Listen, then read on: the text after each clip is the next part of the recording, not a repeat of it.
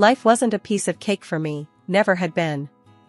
Growing up in a cramped two-bedroom house with my folks and two younger brothers in a neighborhood that saw more cops than city buses, I knew from the get-go I was meant for something bigger, something better. My name is Anna, and this is my tale, raw and uncut. My parents, bless their souls, worked their fingers to the bone, juggling multiple jobs, just to keep us fed and the lights on. But no matter how hard they toiled, the shadow of poverty clung to us like a stubborn stain. I was barely 13 when I picked up my first gig, flipping burgers at a local diner. The pay was crap, and the hours were murder, but it was money, and we were desperate. "Anna, you should be focusing on your studies, not working yourself to the ground," my dad used to say, his face etched with worry and exhaustion from his own endless shifts at the factory. "Yeah, well, dreams don't pay the bills, Dad," I'd retort, my teenage defiance in full display. I was stubborn, always had been, but behind the sass, I shared his dreams of a better life, a life where we weren't constantly choosing between paying the rent and putting food on the table. High school was a blur of classes, work, and sleepless nights spent studying or helping Mom with the house. College was a far-off fantasy, something we couldn't afford to even think about. But I was determined to break the cycle of poverty that had ensnared my family for generations. When my parents passed away, it was like the ground had been ripped from under me. They were gone too soon, victims of a life spent fighting a battle they couldn't win.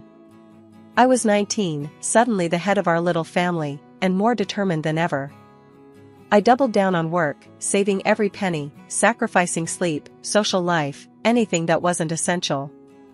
It was during one of my late-night shifts at the diner that I made my decision. "I'm going to college," I announced to Mike, the cook, as I wiped down the counter for the umpteenth time. Mike, a burly guy with tattoos snaking up his arms and a heart of gold, laughed, a deep, rumbling sound that filled the tiny space. "College, huh? And how you planning on paying for that, kid? With fairy dust?" "I'll figure it out," I snapped back, my jaw set. Mike's laughter didn't deter me, if anything, it steeled my resolve. I did figure it out, through grants, loans, and a hellish schedule that saw me working 3 jobs while attending classes. College was a whole new world, a place where my past didn't define me, and my future was mine to shape. I majored in business, a practical choice, fueled by my determination to never find myself trapped in the cycle of poverty again. I graduated with honors, a testament to the sleepless nights and relentless grind. Landing a job at a large company was a dream come true. I started at the bottom, a small fish in a big pond, but I wasn't about to stay there. I worked harder, stayed later, pushed myself more than I ever thought possible. My colleagues called me a workaholic, a careerist, and maybe they were right. But I had goals, ambitions that went beyond the next promotion or pay raise. My rise through the ranks was meteoric, fueled by a combination of hard work, a bit of luck, and a stubborn refusal to take no for an answer.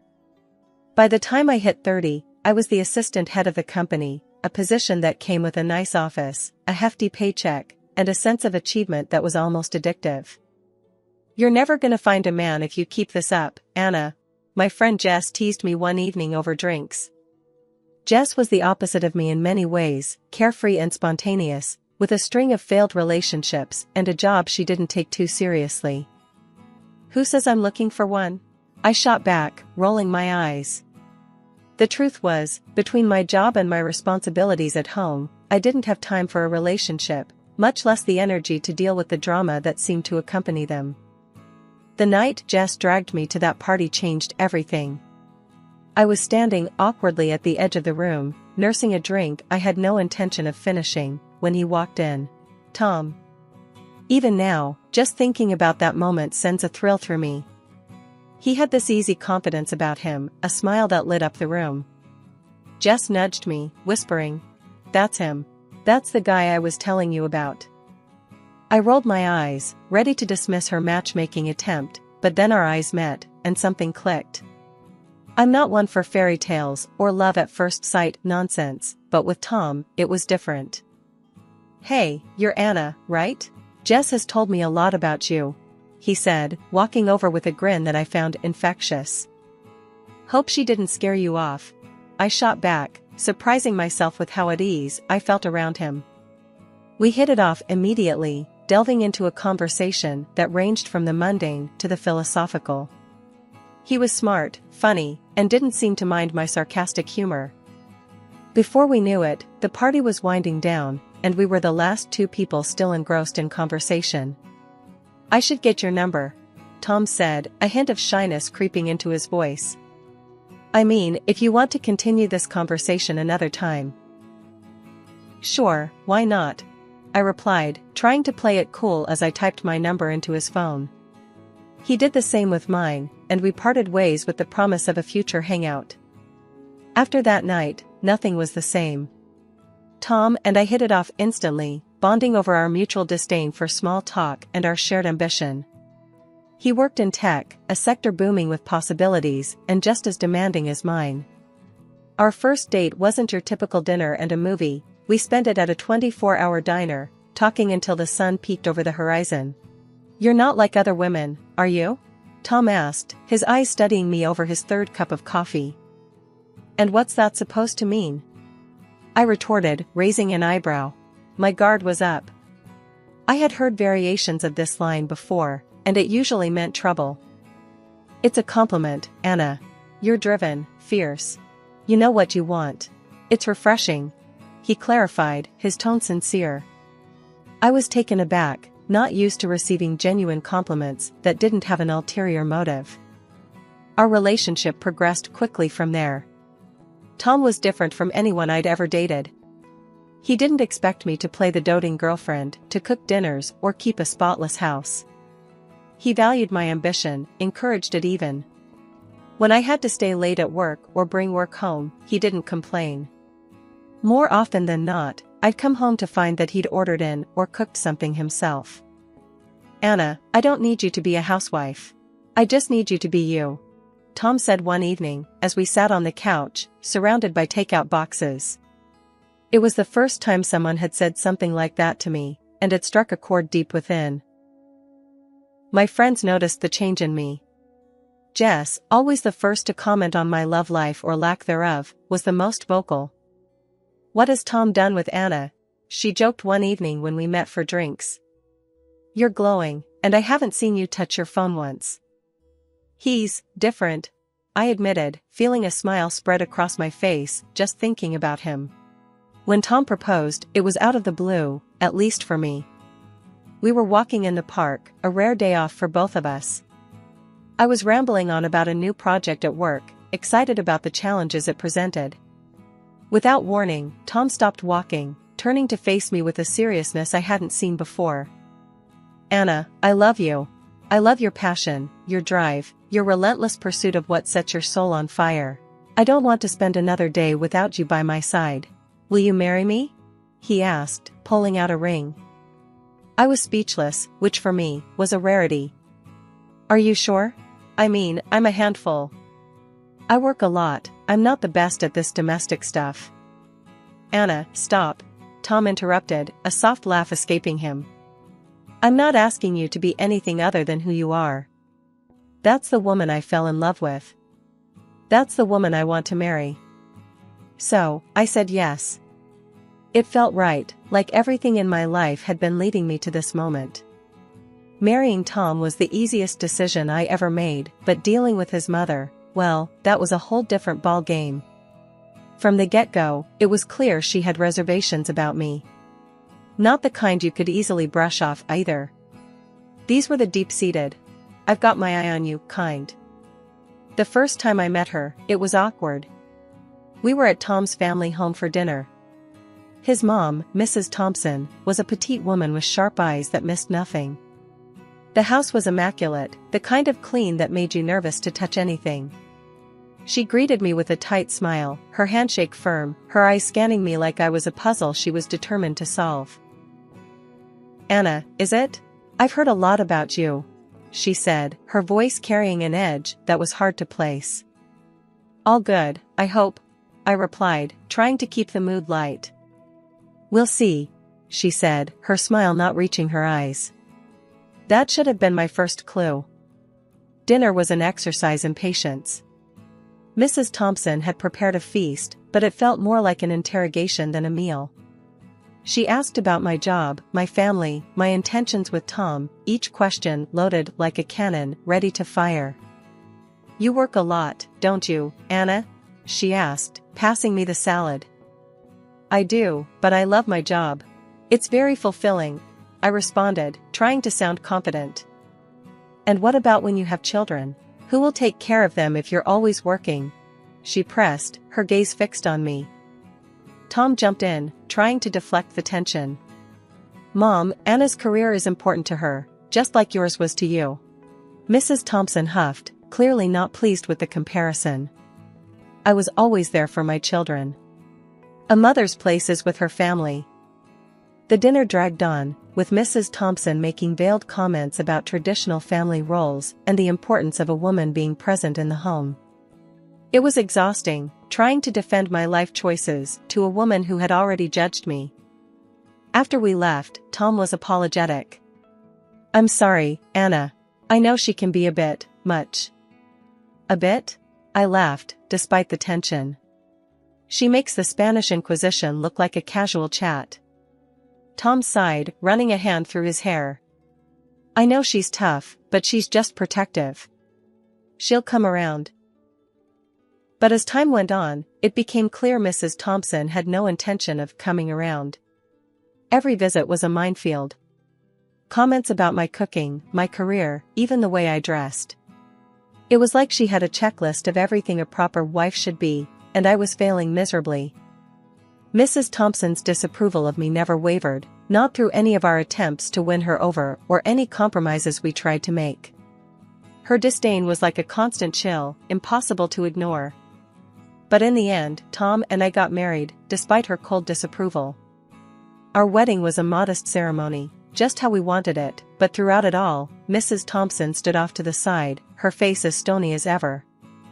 2 years after tying the knot with Tom, life threw us a beautiful curveball. I was pregnant.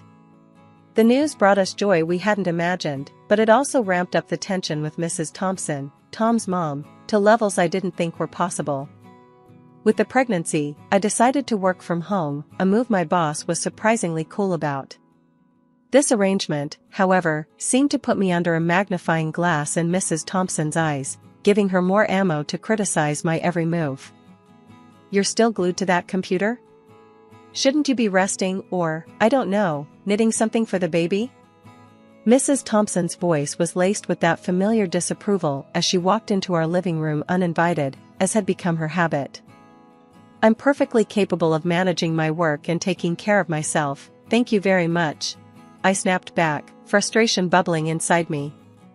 The last thing I needed was her archaic views on what a pregnant woman should and shouldn't do. "And Tom? Does he approve of his pregnant wife working like a mule?" she prodded further, ignoring my irritation. "Tom supports me, completely. Unlike some, he understands that I can work and be pregnant at the same time," I retorted, not bothering to mask my annoyance. Tom, ever the peacemaker, tried to intervene, sensing the growing tension. "Mom, please. Anna's doing great, and we're fine with our arrangement. Let's not turn this into an issue." But Mrs. Thompson was relentless. "I'm just saying, back in my day, we took care of our men and our homes. We didn't hide behind a screen all day." Her words stung, igniting a fury in me that I'd managed to keep at bay. "Well, it's not your day anymore, Mrs. Thompson. Times have changed. Women work, men help at home, and families manage just fine." Tom sighed, stepping between us. "Mom, I've told you before, Anna and I are happy with how we're handling things. Please, just respect our choices." But respect was a tall order for Mrs. Thompson. She viewed my work, especially during pregnancy, as a personal affront, a deviation from the norm she held so dear. Our home became a battleground, with each visit from her a test of my patience and Tom's diplomacy. Life has this funny way of throwing curveballs when you least expect it. Just when Tom and I were getting a handle on the whole pregnancy thing, his world turned upside down. He came home one day, looking like he'd lost a fight with a bear. "I got laid off," he said, the words heavy with worry. With the baby on the way, I don't know how we're gonna manage. I won't lie, my heart sank. But seeing him so defeated, I knew I had to be the strong one. We'll figure it out, I assured him, wrapping my arms around him. We always do. As if on cue, life decided to test our resolve further. Tom's mom, Mrs. Thompson, took a nasty fall down her stairs, breaking her leg in 2 places. She was hospitalized, and with Tom out of work, the last thing we needed was another mouth to feed. But Tom, ever the dutiful son, had a plan. Anna, I was thinking. He started, hesitantly. Maybe we could move in with my mom for a bit.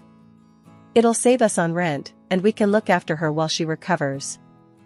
The thought of living under the same roof as Mrs. Thompson sent chills down my spine.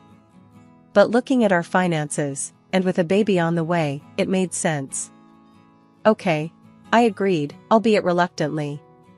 But only until we get back on our feet. Mrs. Thompson's house was a fixer-upper that hadn't seen a fix in decades.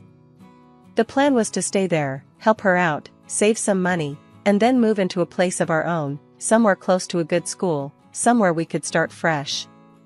However, plans are one thing, reality another. From the day Mrs. Thompson came home from the hospital, life became a living nightmare. Nothing I did was right. You call this cooking? She'd scoff at every meal. And look at this place, it's a mess. I tried, really tried, to bite my tongue and keep the peace, but it was hard. Especially when Tom landed a new job, which meant he was hardly ever home, leaving me to juggle work, pregnancy, and a cantankerous invalid who thought the sun shone out of her son's behind. Are you even working, or just messing around on that computer all day? Mrs. Thompson would yell from her room whenever she saw me on my laptop. I'm working, Mrs. Thompson. I have a job, remember? I'd respond, my patience wearing thinner by the day. Well, you could fool me. Looks like you're playing games, she'd retort, convinced I was squandering my time. It was endless. If she wasn't complaining about the food, it was about how I arranged the living room or how I didn't pamper her enough. I need tea. And bring something sweet with it. And after, you can give me a massage. My leg's killing me, she'd demand, as if I were her personal servant. Every day, I counted down the minutes until Tom got home, not for the company, but for the brief respite his presence offered from her complaints. But even then, it wasn't enough. Talk to your mother, Tom. Please, I can't take much more of this. I'd plead with him night after night. Tom was in a tough spot, caught between his wife and his mother, but he always tried to mediate. Mom, Anna's doing her best. You've got to ease up on her, he'd say, only to be met with, I'm the one with a broken leg, and she's complaining? She should be taking care of me, not the other way around. It was a cycle of stress and arguments, one that took its toll on all of us. I longed for the day we could move into our own place, to escape the suffocating atmosphere of Mrs. Thompson's house and start our life anew, just the 3 of us. 3 months down the line, and the doc tells us Mrs. Thompson needs to start getting back on her feet, literally. He suggests these special walkers to help her get moving again. But nope, she ain't having any of it. Says it's too soon for her to be walking about, insisting on being waited on hand and foot instead. I'm thinking we should get a nurse, or maybe look into a care home, I suggest to Tom one evening, utterly spent from juggling work, pregnancy, and playing nursemaid. Tom's hesitant, but before we can even float the idea by Mrs. Thompson, she throws a fit.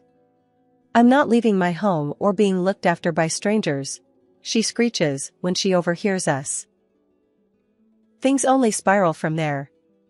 My health starts taking hits left and right, swollen legs, sky-high blood pressure, you name it.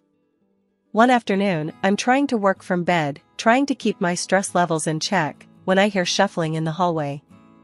It's Mrs. Thompson, sneaking about like she's up to no good. Curious, I drag myself up and peek out, just in time to see her in the kitchen, deliberately knocking a jar of jam off the counter. The glass shatters, spreading sticky sweetness all over the floor. Oops, she says, all innocence, before hollering. Dear, come clean this mess, would you? The very next day, she ruins the stew I spent hours making by dumping in an unholy amount of spice. "Just adding a bit of flavor," she says, smirking as my mouth feels like it's on fire. "But the last straw?" She messes with my tea. After dinner, Tom's about to pour himself a cup when she screeches like a banshee. "Don't touch that."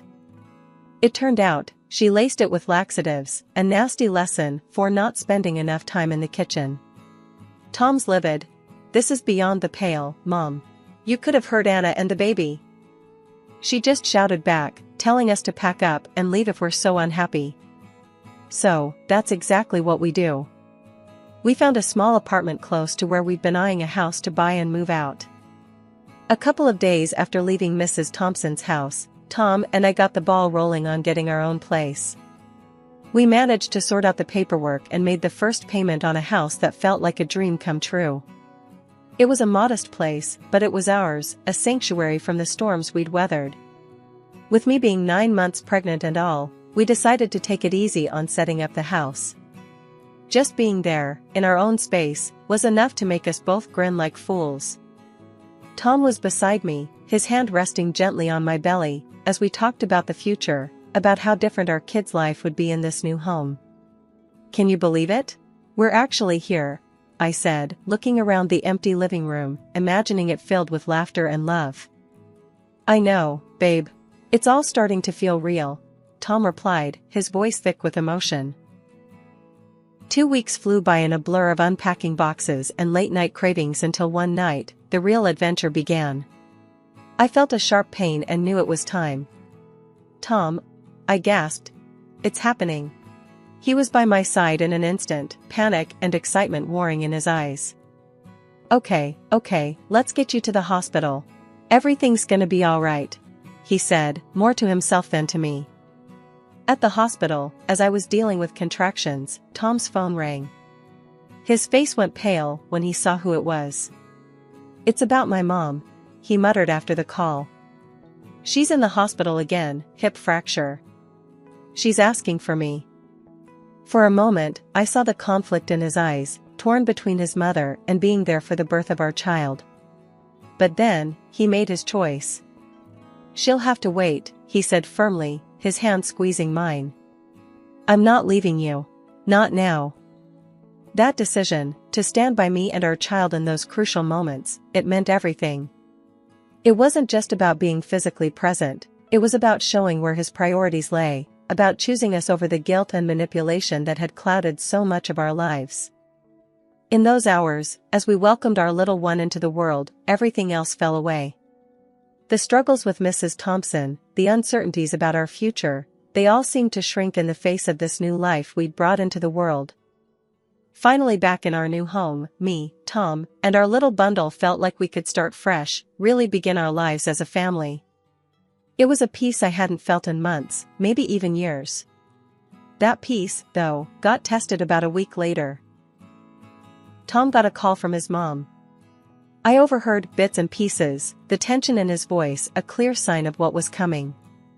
After he hung up, he filled me in. "Mom's saying she wants to move in here. Thinks you should take care of her while she recovers," Tom said, a hard edge to his words I rarely heard. My heart sank for a moment, memories of the last few months flashing back. But then, Tom continued. "I told her no. I said she needs professional care, not us. She's gotta understand we've got our own family to look after now." I was stunned, honestly. "Really? You said that?" I asked, half expecting him to say he was just kidding. "Yeah, I did. It's about time she realized we can't keep bending over backwards. I'm choosing you and the baby, our little family," he said, determination in his eyes. His mom tried the guilt trip, crying over the phone, trying to get Tom to cave. But he stood his ground, ended the call. It was a moment that marked a turning point for us, a clear stand that our little family was our priority. Life in our new home turned into our haven. Tom, me, and our baby were building something special, untouched by the drama and stress of the past. I got back to work, juggling deadlines and diapers, but it felt manageable, with Tom by my side, supporting me every step of the way. "Can you believe we're doing this?" really doing this?" I asked Tom one evening, the baby asleep between us on the couch. He smiled, that warm, reassuring smile that had gotten me through the toughest times. "Yeah, I can. We made it through the storm. Now, it's just us, building the life we always wanted."